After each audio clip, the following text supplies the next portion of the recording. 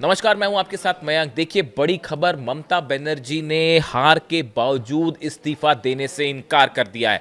उनका कहना है वो राज्यपाल से नहीं मिलने जाएंगी, कोई प्रोग्राम नहीं है राज्यपाल से मिलने का और वो इस्तीफा नहीं देंगी। उनका कहना है कि पश्चिम बंगाल में टीएमसी की हार नहीं हुई है बल्कि धोखे से हराया गया। उन्होंने प्रेस कॉन्फ्रेंस की, तमाम तरह के आरोप लगाए कि बूथ कैप्चरिंग की गई, ईवीएम्स में गड़बड़ियां की गई, दबाव डाल के जो है गलत वोट्स डाले गए, इस तरह के तमाम उनके आरोप उन्होंने लगाए हैं। उन्होंने ये भी कहा कि एसआईआर के जरिए जो वोट्स काटे गए वो भी एक षड्यंत्र था। उन्होंने चुनाव आयोग पर तरह तरह के आरोप लगाए और ये साफ कर दिया कि वो इस्तीफा नहीं देंगी। ऐसे हालात में सवाल ये है कि अगर ममता बनर्जी इस्तीफा नहीं देती है तो फिर क्या होगा, बंगाल में अगली सरकार का गठन कैसे होगा और क्या कोई यहाँ पे एक संवैधानिक संकट खड़ा हो सकता है।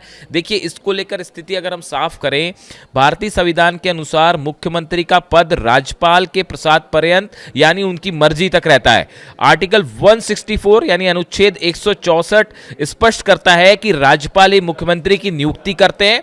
यदि मुख्यमंत्री चुनाव हार गए हैं या उनकी पार्टी सदन में बहुमत खो चुकी है और फिर भी वे इस्तीफा देने में आनाकानी करते हैं तो राज्यपाल को उन्हें पद से बर्खास्त करने का पूरा अधिकार है। यानी अगर मुख्यमंत्री चुनाव हार जाते हैं और इस्तीफा देने से मना करते हैं या सदन में वो अपनी मेजॉरिटी प्रूफ नहीं कर पाते हैं, ऐसे हालात में राज्यपाल के पास ये अधिकार होता है कि वो मुख्यमंत्री को अपने पद से हटा दे।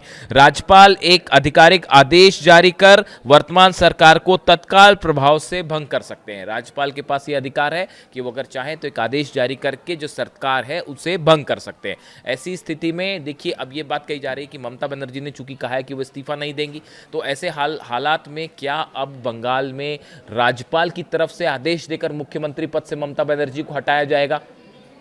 ये बात अभी देखने वाली है। लेकिन ये भी कहा जा रहा है कि ममता बनर्जी का इस्तीफा न देने का ऐलान एक सिंबॉलिक जेस्चर है, एक वो संदेश देना चाहती है पूरे देश को, पूरे बंगाल को कि उनका ये जैसे उनके दावे हैं कि गलत तरीके से उनको चुनाव हराया गया है। टीएमसी को ईवीएम्स को लेकर तमाम उन्होंने आरोप लगाए, ईवीएम्स बदलने के भी आरोप लगाए हैं, ईवीएम्स में गड़बड़ी के भी आरोप लगाए। उन्होंने कहा एसआईआर के जरिए जो है वो धांधलियां की गई हैं, दबाव डाल के वोट डलवाए गए, ऐसे तमाम आरोप, उनकी एक लंबी फेहरिस्त है। उन्होंने ममता बनर्जी ने ये भी कहा कि न सिर्फ वेस्ट बंगाल में बल्कि कई और राज्य में कई नेताओं का भी उन्होंने नाम लिया और उनका ये कहना है कि आने वाले दिनों में विपक्ष के लिए वो लगातार काम करेंगी और विपक्ष जो है वो एकजुट रख के वो आगे कोशिश करेंगी।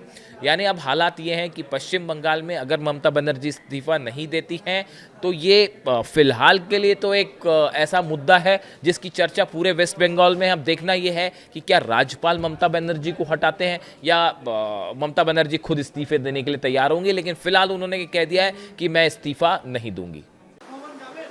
কেন কিসের জন্য? আমরা তো হারিয়ে নিয়ে যাব। হারলে আমি যদি শপথ নিতে যেতাম তাহলে আমি রেজিগনেশনটা করতাম। এখন তো কোশ্চেন ডাজন্ট অ্যারাইজ। জোর করে দখল করে যদি কেউ মনে করে যে আমি কি রেজিগনেশন দিতে হবে, no, not that. Now also I want to say that we didn't lose the election. It is their forceful attempt to defeat us. Officially they may, through election commission, can defeat us, but morally I am telling you that we won the election.